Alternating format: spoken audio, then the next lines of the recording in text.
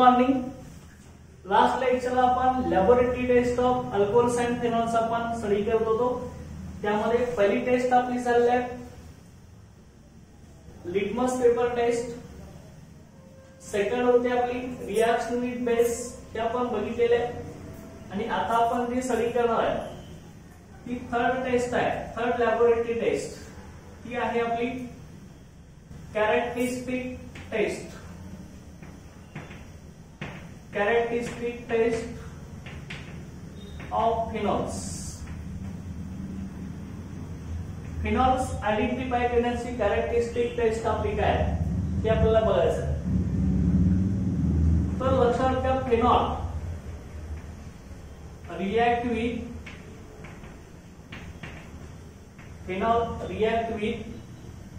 Phenol आता कुणावर react होणार बघा. Phenol react with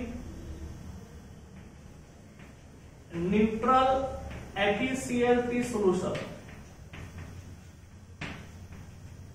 ferric chloride FeCl3 ferric chloride neutral FeCl3 solution to gives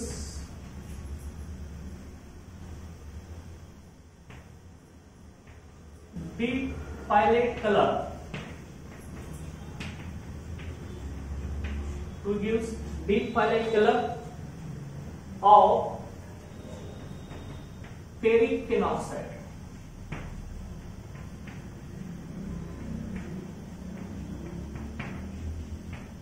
To gives deep violet color of ferric phenoxide. Okay. फिनॉलची reaction FeCl3 वर केली आपण तर डीप व्हायलेट कलर मिळणार. ओके, मग डीप व्हायलेट कलर येत असेल तर तो फिनॉल आहे समजायचा, येत नसेल तर तो फिनॉल आहे, तसं आपण आयडेंटिफाय करणार आहे. बघा, फिनॉल आपण लिहून घेऊया की हा आपला फिनॉल आहे, की बेन्झीन रिंगला OH ग्रुप आहे. हा फिनॉल. FeCl3 आपण घेतला, फेरिक क्लोराइड. ओके, हाच फिनॉल तुम्ही असं पण लिहू शकता ArOH. ओके, त्यासुद्धा तुम्ही आपण फिनॉल म्हणू शकता. ओके, जनरल डिपेंडेशन आहे, जसं आपण अल्कोहोल जनरली ROH लिहितो तसं फिनॉल ArOH. ओके, हे लक्षात ठेवायचं. बघा, FeCl3 सोल्यूशन वर आपण ट्रीटमेंट करणार त्यावेळी हे 3 क्लोरीन आहे, हे 3 हायड्रोजन आयटमला रिप्लेस करणार. इथं आपण 3 मॉलिक्युल्स आपण फिनॉलचे घेणार. इथले 3 हायड्रोजन आयटम 3 क्लोरीनला रिप्लेस झाले तर आपल्याला इथे काय मिळेल बघा, इथं काय अशा पद्धतीनं हा O येणार. 3 हायड्रोजन आयटम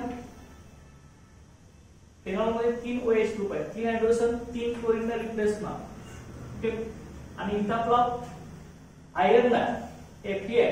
Fe ची व्हॅलेन्सी जी आहे आपली ती 3 व्हॅलेन्सी आहे. लक्षात घ्या, आयर्नची व्हॅलेन्सी 3 आहे, त्यामुळे इथं काय येणार बघा, की अशा पद्धतीने हा मिळणार आपल्याला. त्याला मी ब्रॅकेट करणार. ओके, आणि इथं Fe लिहिणार. ओके, कारण का आयर्नची व्हॅलेन्सी 3 आहे, त्यामुळे आपल्या 3 फिनॉक्साइड आयर्नला तो अटॅच होणार आहे. त्याचं नेम आहे फेरिक फिनॉक्साइड. त्या कंपाऊंडला आपण काय म्हटलं होतं, O- Na+. त्याला आपण काय म्हटलं होतं, सोडियम फिनॉक्साइड. तसं हा फेरिक फिनॉक्साइड. ओके, लक्षात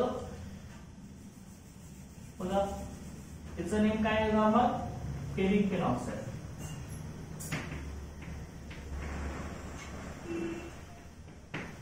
हा असणार आहे आपला ferric phenoxide. Okay, ferric phenoxide त्याचा कलर कुठला येणार आहे, डीप व्हायलेट कलर असणार आहे. Okay, deep violet colour.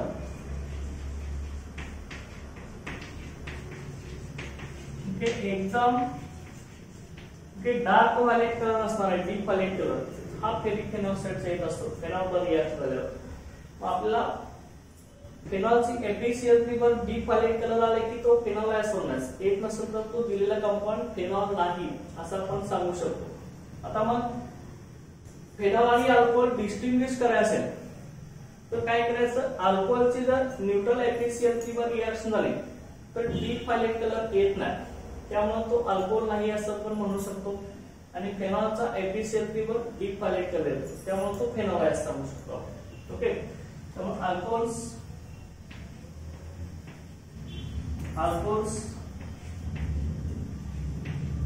okay do not give deep highlight color.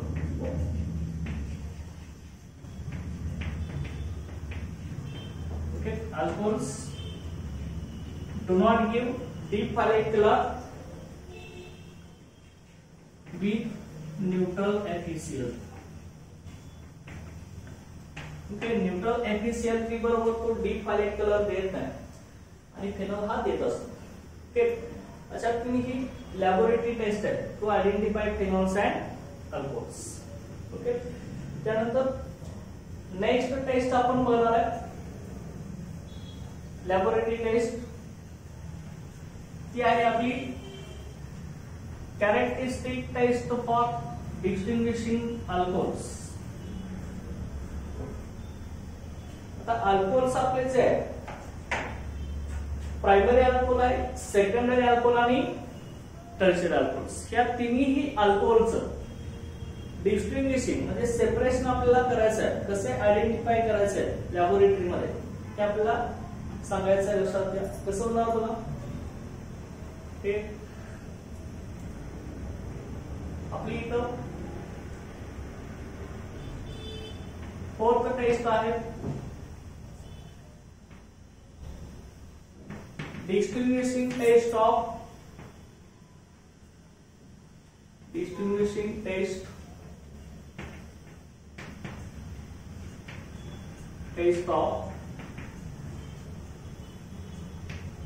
primary, secondary and tertiary alcohols. हे तिन्ही अल्कोहोल्स एकमेकांपासून कसे सेपरेट करायचे, जे कसे आयडेंटिफाय करायचे, कुठला प्रायमरी अल्कोहोल आहे, सेकंडरी अल्कोहोल कुठला आहे, टर्शियरी अल्कोहोल कुठला आहे.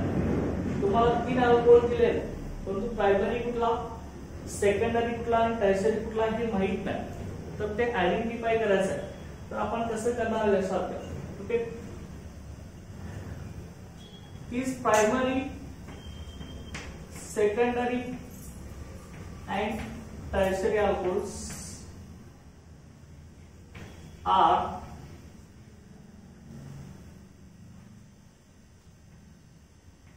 distinguished by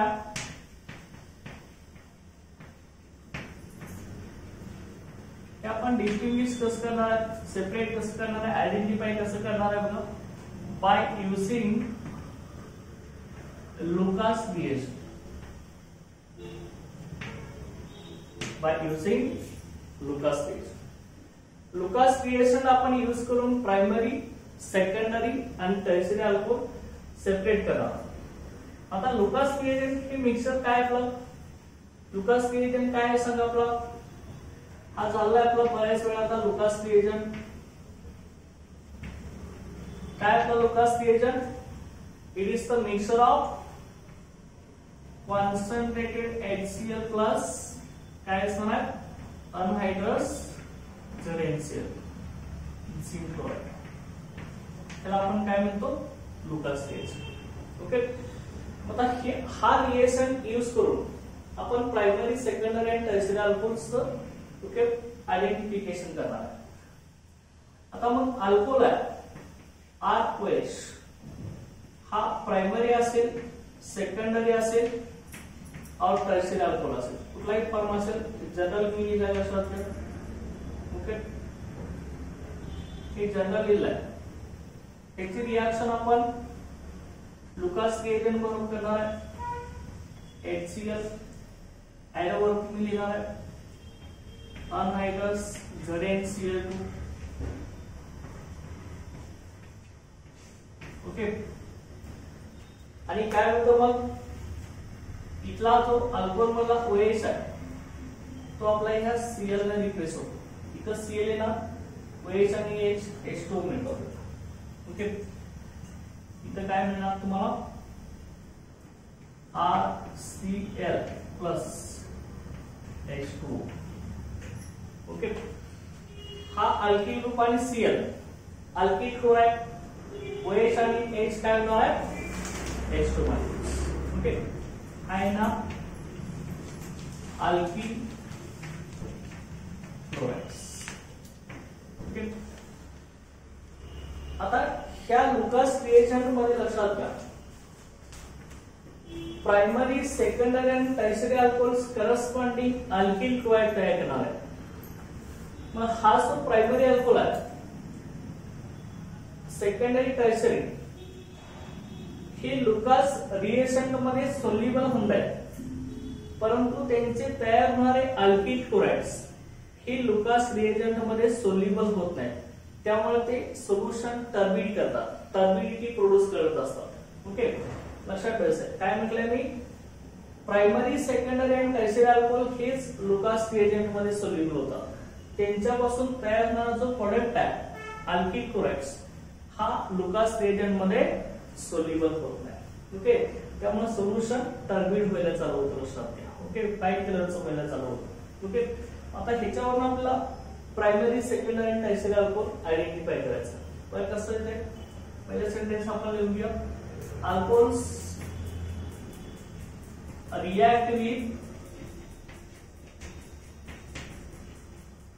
okay, alcohols react with alcohols are, okay, आपण इथं म्हणूया सोल्युबल म्हणूया, रिएक्ट म्हणूया soluble with Lucas reagent.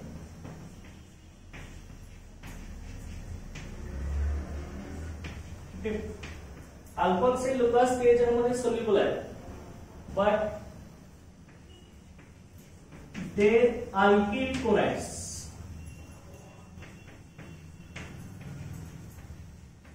but their alkyl chlorides are not. Okay, लक्षात ठेवायचं. अल्कोहोल्स लिक्वास रिएजंट मध्ये दोन त्यांचे अल्किल क्लोराइड हे सोल्युबल आहे. आता बघा सुरुवातीला टर्शियरी अल्कोहोल घेऊया.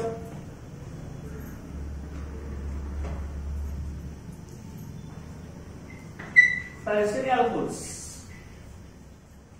Okay, tertiary alcohols react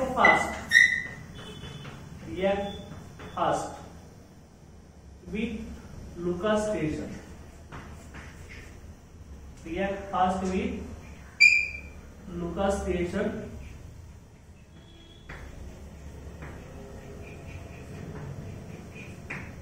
React fast with Lucas reagent and produce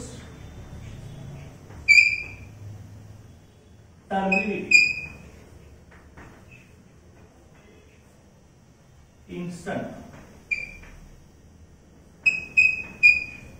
okay, म्हणजे लुकास रिएजंट बरोबर टर्शियरी अल्कोहोलचे रिएक्शन फास्ट होते आणि टर्बिडिटी प्रोड्यूस होते इन्स्टंट. लक्षात घ्या, इन्स्टंट म्हणजे ताबडतोब लगेच टर्बिडिटी तयार होते. कारण का टर्शियरी अल्कोहोलचा अल्किल क्लोराइड्स हा लुकास रिएजंट मध्ये सोल्युबल नाही. त्यामुळे सोल्युशन कसं होतं, एका टर्शियरी अल्कोहोलचा अल्किल क्लोराइड तयार झाला की अल्किल क्लोराइड लुकास रिएजंट मध्ये सोल्युबल होत नाही. त्यामुळे सोल्युशन टर्बिड होतं ताबडतोब. लक्षात घ्या, इन्स्टंटली सोल्युशन टर्बिड व्हायला चालू होतं. त्यामुळे आपण तो टर्शियरी अल्कोहोल आहे असं सांगू शकतो. त्यानंतर नेक्स्ट बघा secondary alcohols. Secondary alcohols react with Lucas reagent. React with Lucas reagent, produce turbidity. Okay, produce turbidity slowly. Okay. जे लुकास रिएक्शन बरोबर सेकंडरी अल्कोहोलची रिएक्शन झाली की टर्बिडिटी स्लोली यायला चालू होते. म्हणजे सेकंडरी अल्कोहोलचा जो अल्किल क्लोराइड मिळणार आहे तो alkyl chloride slowly turbidity solution मध्ये तयार करणार. म्हणजे सोल्युशन स्लोली व्हाईट कलरचं तयार करायला चालू करणार असतात. ओके, स्लोली टर्बिडिटी प्रोड्यूस होते म्हणजे स्लोली सोल्युशन व्हाईट कलरचं व्हायला चालू होते. आणि प्रायमरी अल्कोहोलचं किती असेल,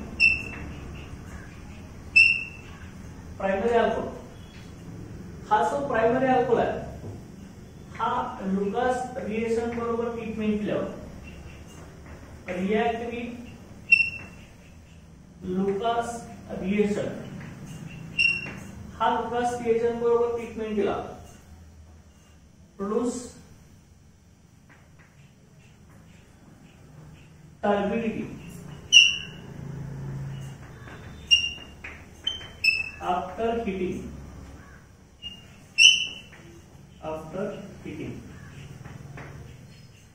ओके, हे लक्षात ठेवा. जे सेकंडरी अल्कोहोल प्रायमरी अल्कोहोलचे लुकास रिएक्शन वर रिएक्शन झाली की आपल्याला जो सोल्युशन टर्बिड मिळणार आहे, ही टर्बिडिटी कधी मिळणार आहे? हीटिंग केल्यावरती. म्हणजे सोल्युशन हीट केलं तरच आपल्याला टर्बिडिटी मिळणार आहे. अदरवाइज प्रायमरी अल्कोहोल पासून सोल्युशन आपल्याला टर्बिड मिळणार नाही. हे असं का होतं? तर प्रायमरी अल्कोहोलची रिएक्टिव्हिटी सगळ्यात कमी आहे as compare to secondary and tertiary alcohols. Okay, त्यामुळे 3 अल्कोहोल तुम्हाला दिले असतील, प्रायमरी अल्कोहोल, सेकंडरी अल्कोहोल आणि हे टर्शियरी अल्कोहोल. 3 डिफरंट अल्कोहोल दिले. तुम्हाला आयडेंटिफाय करायचं आहे कुठला प्रायमरी अल्कोहोल आहे, कुठला सेकंडरी अल्कोहोल आहे आणि कुठला टर्शियरी अल्कोहोल. तर मग आयडेंटिफिकेशनला बघा, सगळ्यांच्या मध्ये लुकास रिएक्शन टाकायचं. लुकास रिएक्शन ऍड केल्यावरती सोल्युशन टर्बिड होत असेल इन्स्टंट, म्हणजे ताबडतोब सोल्युशन टर्बिड होत असेल एकदम लगेच, म्हणजे व्हाईट कलरचं होत असेल तर तो काय म्हणायचं? Tertiary alcohol. आणि जर लुकास रिएक्शन आपण टाकल्यानंतर सोल्युशन स्लोली टर्बिड होत असेल तर तो काय म्हणायचं? Secondary alcohol. आणि लुकास रिएक्शन आपण टाकल्यानंतर अल्कोहोलचं सोल्युशन ही टर्बिडिटी देत नसेल, हिटिंग केल्यावरती सोल्युशन टर्बिड होत असेल, व्हाईट कलरचं होत असेल तर काय म्हणणार आपण? ते प्रायमरी अल्कोहोल. बरोबर. अशा पद्धतीने ही प्रायमरी, सेकंडरी आणि टर्शियरी अल्कोहोल्स हे आपण लुकास रिएक्शन यूज करून हे लॅबोरेटरीमध्ये आपण आयडेंटिफाय करू शकतो. लक्षात आलं? ह्या सगळ्या आपल्या लॅबोरेटरी टेस्ट होत्या अल्कोहोल्स आणि फेनॉलच्या लक्षात. ओके, कुठल्या कुठल्या पहिली आपली काय होती? ह्याच्यामध्ये लिटमस टेस्ट होती, सेकंड रिएक्शन विथ बेस होती, त्यानंतर नेक्स्ट होती आपली characteristic test with neutral efficiency solution for phenols and alcohols, आणि ही काय होती आपली distinguishing test of primary, secondary and tertiary alcohols. Okay, तर त्यानंतर नेक्स्ट आपण केमिकल प्रॉपर्टी स्टडी करणार आहे. Reactions due to breaking of oxygen hydrogen bond. Okay, second example.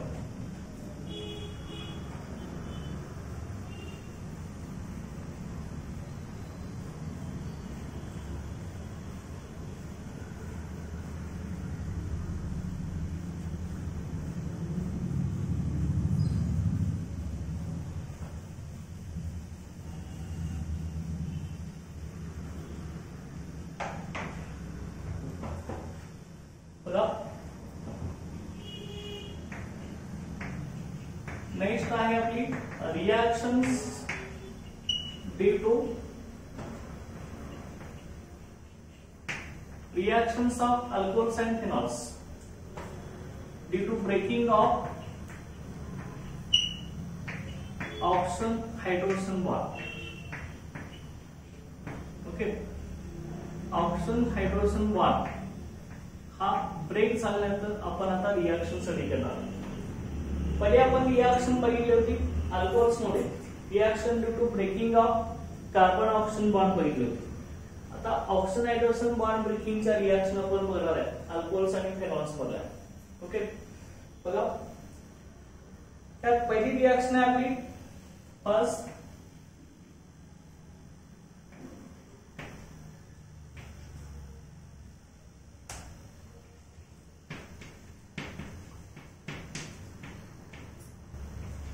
acidic nature of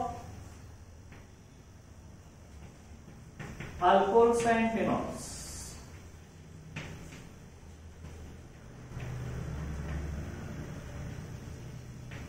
Okay, acidic nature of alcohols and phenols. आता alcohol आणि फेनॉलचा आपण acidic nature study करणार आहे. ओके, का फेनॉल्स हा अल्कोहोल पेक्षा मोर ऍसिडिक आहे आणि अल्कोहोलची ऍसिडिक नेचर फिनॉल पेक्षा कमी आहे ते आपल्याला बघायचं आहे. 5 phenols are more acidic than alcohols. Okay, फिनॉलचा ऍसिडिक नेचर अल्कोहोल पेक्षा जास्त आहे. याचं रिझन आपल्याला स्टडी करायचं आहे या रिएक्शन मध्ये. बघा, acidic nature of alcohols and phenols त्यामध्ये काय असणार आहे बघा. The acidic character of alcohols. Acidic character of alcohols are explained by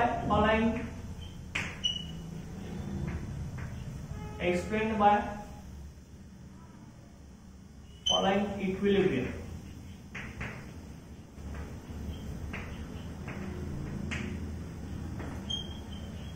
ठीक आहे, इक्विलिब्रियम म्हणून आपण आता सांगणार आहे काय असेल बघा. अल्कोहोल आपला ROH आपला अल्कोहोल आहे.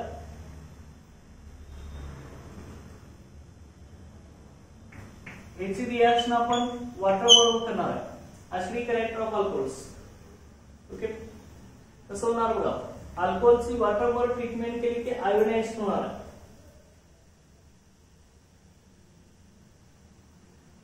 कसं आयोनाइज होईल बघा. त्यामध्ये रिव्हर्सिबल एरो आपण दाखवणार आहे. अल्कोहोल्स हा वॉटर आहे. अल्कोहोल आयोनाइज कसं होणार. RO minus plus H plus. क्या अल्कोहोल इथं RO minus. Okay, alkoxide enzyme plus इथला जो H प्लस रिलीज होणार हा H प्लस वॉटर बरोबर कंबाईन होणार आणि आपल्याला इथे काय मिळणार आहे H3O प्लस आयन मिळणार. ओके, हा झाला आपला अल्कोऑक्साइड आहे. ओके, लक्षात आलं. आणि हा आपला अल्कोहोल आहे, हा वॉटर आहे आणि हा जो आहे तो आपला हायड्रोनियम आयन म्हणतो आपण याला. ओके, आता बघा हा जो इक्विलिब्रियम आपण सांगितलाय आयोनायझेशन ऑफ अल्कोहोल मॉलिक्युलचा इन ऍक्वेस सोल्युशन म्हणजेच वॉटर मध्ये, याच्यावर आपण अल्कोहोलचा ऍसिडिक नेचर एक्सप्लेन करतोय. तर इथं बघा अल्कोहोल पासून आपलं अल्कोऑक्साइड आयनचं फॉर्मेशन झालं. तर इथं जो अल्किल ग्रुप आहे हा अल्किल ग्रुपचं नेचर आपलं कसं असणार आहे. अल्किल ग्रुपचं नेचर आपलं जे असणार आहे ते इलेक्ट्रॉन डोनेटिंग आहे. ओके, अल्किल ग्रुप हा इलेक्ट्रॉन डोनेटिंग असल्यामुळं हा प्लस आय इंडक्टिव्ह पेड दाखवतो. म्हणजे plus I inductive paid, electron donating inductive paid दाखवतो. मग हा इलेक्ट्रॉन डोनेटिंग इंडक्टिव्ह पेड दाखवत असल्यामुळं हा अल्किल ग्रुप अल्कोऑक्साइड आयनला डिस्टॅबिलाइज करत असतो, म्हणजे अनस्टेबल करतो.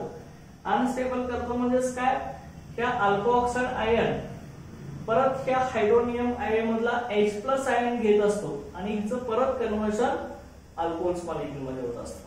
ओके, मग ऍसिडिक कधी असणार आहे, H प्लस आयन रिलीज केला तरच तो अल्कोहोल ऍसिडिक म्हणता येईल. लक्षात घ्या. ओके, जो सबस्टन्स H प्लस आयन देतो त्याला आपण ऍसिड असं म्हणतो. लक्षात घ्या. According to okay Lowry Bronsted theory. Okay, acid ची डेफिनेशन आपली काय आहे बघा. ओके, the substance which gives H plus ion.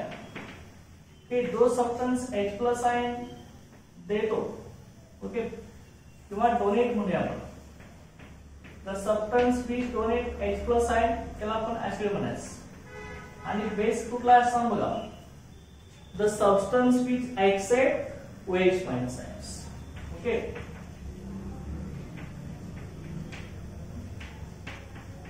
जो substance H plus ion accept करतो तो बेस आणि जो डोनेट करतो तो ऍसिड. ओके, आता मग याच्यामध्ये ऍसिड बेस कुठला आपण बघूया.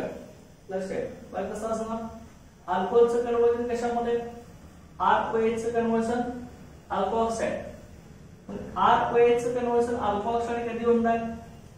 ओके, इथला एक H डोनेट केल्यावरतीच हा अल्कोहल ऑक्साइड होईल ना, त्यामुळे हा काय येणार आहे ऍसिड. हे अल्कोहलचा अल्कोहल ऑक्साइड प्रोटॉन डोनेट केल्यावरती म्हणजे H+ साइन दिल्यावर ऍसिड होणार. ओके, आणि ह्या अल्कोहल ऑक्साइड आयनचं परत कन्वर्जन इथं आपला रिव्हर्सिबल एरर आहे.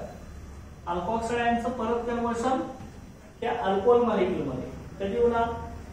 अल्कोहल ऑक्साइड आणि अल्कोहोल मध्ये कधी होणार, परत प्रोटॉन घेतल्यावरती ना, म्हणजे परत H+ आयन अल्कोहल ऑक्साइडने घेतला तरच अल्कोहोल मिळेल. आता हा अल्कोहल ऑक्साइडचा अल्कोहोल होत असेल तर तो प्रोटॉन घेणार, त्यामुळे हा बेस म्हणून आहे. ओके, ती पहिली जोडी असणार. त्याला आपण काय म्हणणार आहे ऍसिड 1 बेस 1. ओके, त्यानंतर इथं बघा वॉटरचं कन्वर्जन H3O+ कधी होणार आहे. ओके, प्रोटॉन म्हणजे H+ आयन ऍक्सेप्ट केल्यावरती बेस काय करतो H+ आयन ऍक्सेप्ट करतो लक्षात घ्या. ओके, वॉटरचा H3O+ कधी होणार, प्रोटॉन म्हणजे H+ आयन घेतल्यावरती जो ऍक्सेप्ट करतो तो बेस, म्हणजे हा बेस आहे. ओके, आणि हा H3O+ चा परत वॉटर होणार कधी होणार, H+ आयन डोनेट केल्यावरती, त्यामुळे तो ऍसिड झाला. ओके, आता दुसरी ऍसिड बेसची जोडी आपली झाली PF बेस टू ऍसिड. कसं दोन कॉन्जुगेट ऍसिड बेस पेअरचं फॉर्मेशन इथं झाले लक्षात घ्या.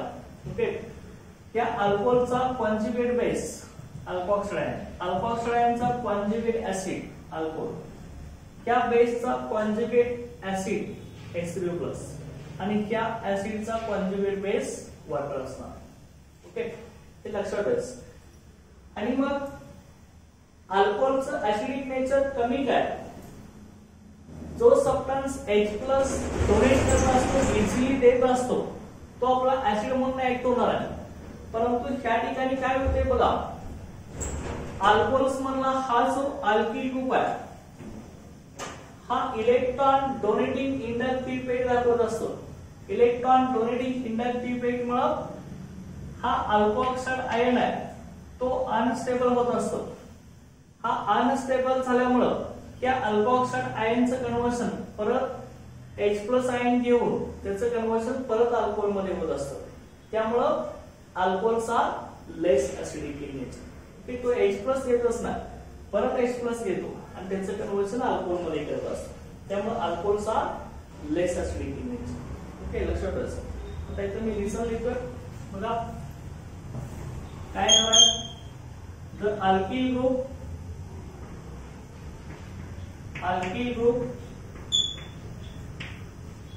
in alcohol shows okay plus I effect म्हणजे positive inductive effect, electron donating inductive effect. लक्षात, electron donating inductive effect.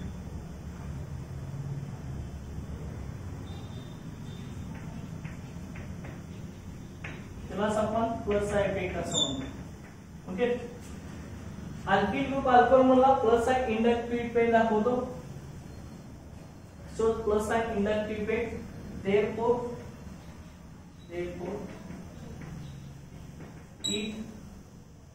therefore alkyl group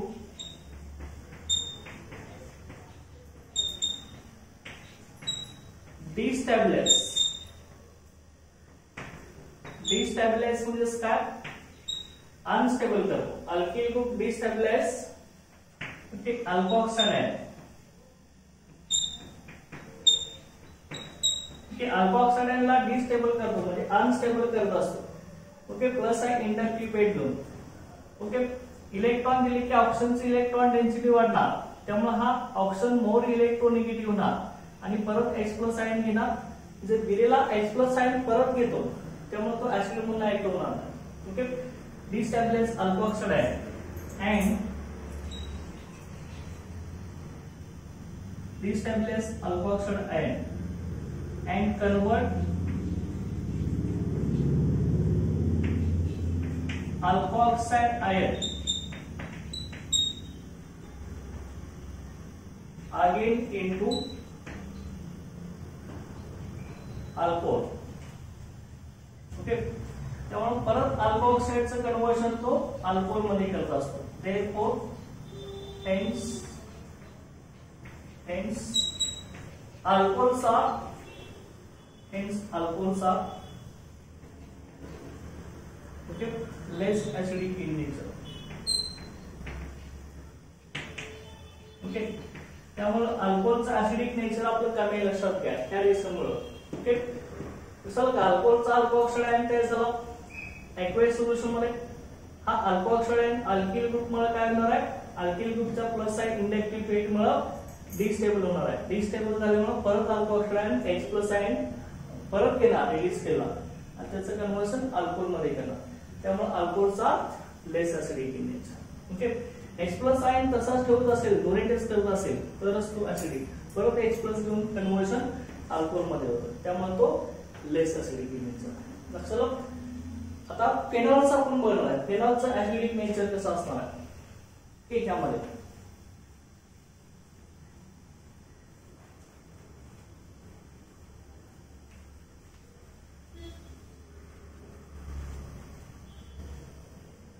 फेनॉलचा acidic nature कसा असेल बघा.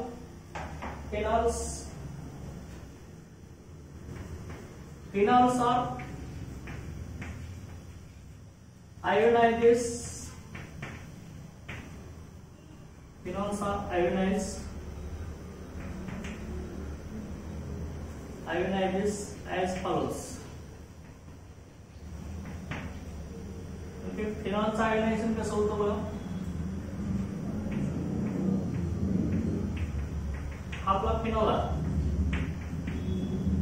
ओके, OH ग्रुप आहे, हा फिनॉल झाला. ओके, वॉटर मॉलिक्यूलला H2O,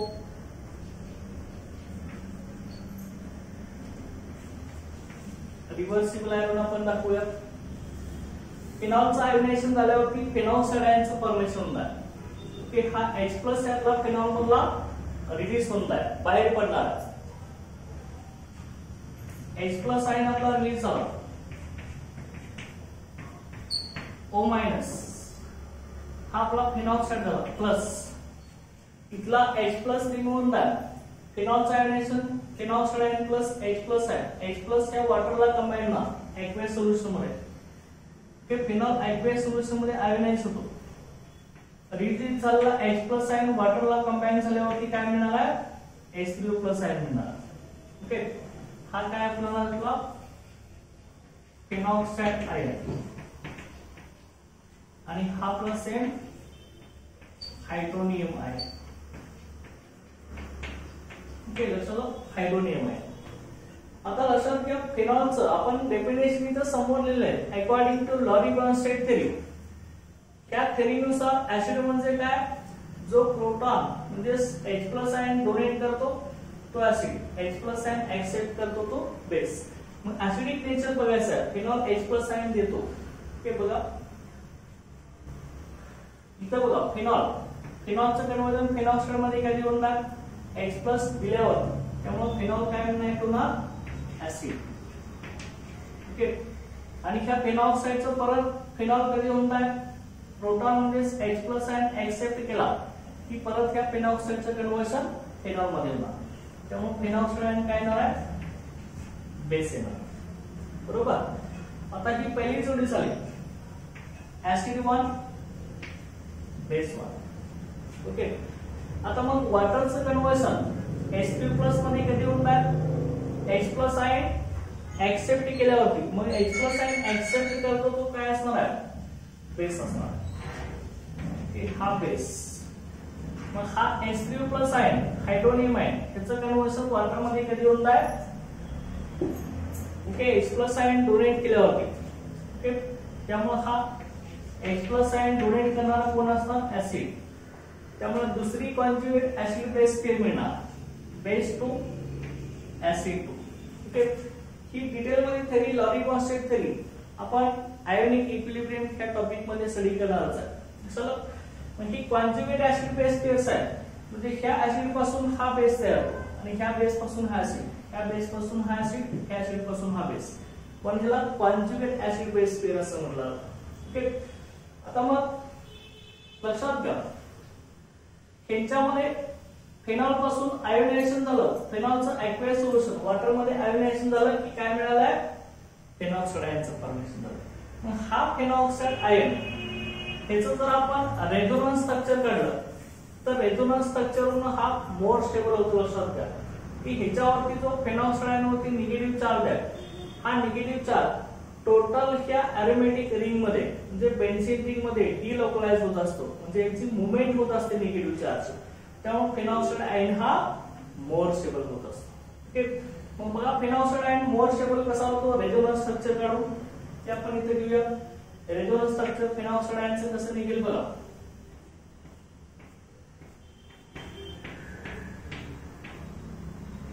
ओके, हा फेनॉक्साइड आयन आहे, लक्षात घ्या. ओके, ऑक्सिजन वरती आपल्याला लोन पेअर ऑफ इलेक्ट्रॉन्स असणार आहेत. ही लोन पेअर ऑलरेडी ऑक्सिजन वरती 2 लोन पेअर असतात हे आपल्याला माहित आहे. ओके, ही निगेटिव्ह चार्ज ऑक्सिजन वरती आहे त्यामुळे आणखी एक लोन पेअर असणार आहे, जे 3 लोन पेअर 3 इलेक्ट्रॉनची जोडी आपली इथं ऑक्सिजन वरती असणार आहे. लक्षात का? आता मग या इलेक्ट्रॉनची एक पेअर इथं आपली क्वांटिटेशन मध्ये येते. लक्षात घ्या, इथं ही इलेक्ट्रॉनची पेअर इथं दिली. लक्षात काय केलंय बघा, ही इलेक्ट्रॉनची पेअर आपण इथं दिली, त्या कार्बनने इलेक्ट्रॉन विड्रॉ केला की आपल्याला स्ट्रक्चर कसं मिळेल बघा. याच्यामध्ये हा आपला डबल एंडेड एरो रेझोनन्स करण्यासाठी आपण यूज करतो. हे हायड्रोकार्बन्स टॉपिक मध्ये बघितले आपण 11 स्टँडर्डला. बघा इथं काय ना, ही इलेक्ट्रॉनची पेअर इथं क्वांटिटेशन मध्ये आले, सिंगल बॉन्डचं कन्वर्जन कसं होणार आहे डबल बॉन्ड मध्ये, डबल बॉन्ड. ओके, इथला आता इथं निगेटिव्ह चार्ज येणार नाही लक्षात याच्यामुळे. ओके, इथं आपल्या 2 लोन पेअर आल्या. ओके, आणि ह्या कार्बननं इलेक्ट्रॉनची पेअर विड्रॉ केली त्यामुळे ह्या कार्बनवरती इथं काय येणार निगेटिव्ह चार्ज, इथं लोन पेअर ऑफ इलेक्ट्रॉन्स आणि याच्यावरती चार्ज कुठला येणार आहे निगेटिव्ह चार्ज. ओके, इथला double bond as it is, हा double bond as it is असेल. नेक्स्ट रेझोनेटिंग स्ट्रक्चर मध्ये बघा कसं होणार. इथला जो बॉन्ड आहे तो इथं शिफ्ट होईल आणि हा कार्बन परत इलेक्ट्रॉन विड्रॉ करेल. ओके, त्यावेळी कसं दिसेल बघा.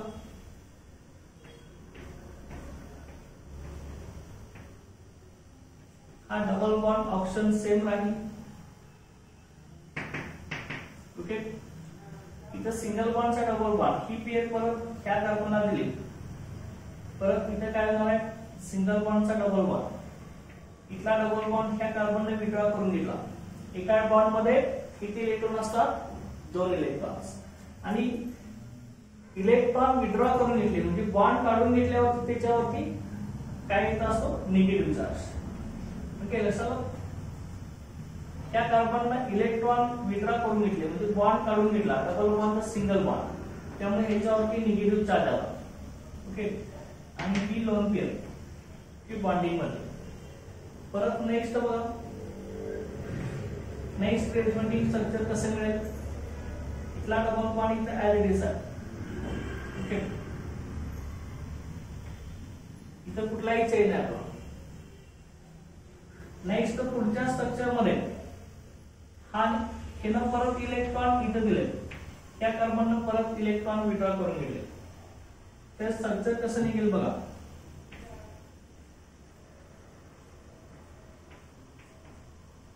ओके, इथला डबल बॉन्ड तो ऍज इट इज आहे, इथे कुठलाही चेंज नाही. ओके, हा double bond as it is, हा कार्बन इथे इलेक्ट्रॉन देणार लक्षात घ्या परत इथं. ओके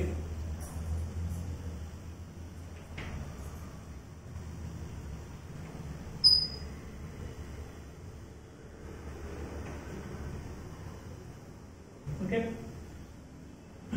ते स्ट्रक्चर कसं निघालंय बघा. इथं सिंगल बॉन्डचा आपला परत डबल बॉन्ड होईल याच्यामध्ये आणि हा कार्बन परत इलेक्ट्रॉन विड्रॉ करून घेणार. इथं लोन पेअर आणि त्या कार्बनवरती निगेटिव्ह चार्ज. परत बघा नेक्स्ट रेसोनेटिंग स्ट्रक्चर कसं निघेल. हा कार्बन परत इथे इलेक्ट्रॉनचे पेअर देईल. हा ऑप्शन परत इलेक्ट्रॉन विड्रॉ करून घेईल आणि आपल्याला परत एक ओरिजिनल स्ट्रक्चर मिळेल. ओके